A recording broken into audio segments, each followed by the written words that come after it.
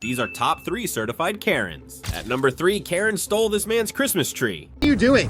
This was the last tree. Okay, well I just bought it, No, so I can you need not? it. Okay, can you get away from No, my it's tree? What are you mine doing? now. And at number 2, an invisible dog bit this Karen's leg. This man and his Doberman just attacked me and my Chihuahua. It's not a Doberman. Ow! What are you doing? He just bit me. No, he just didn't. bit me. Someone call the police.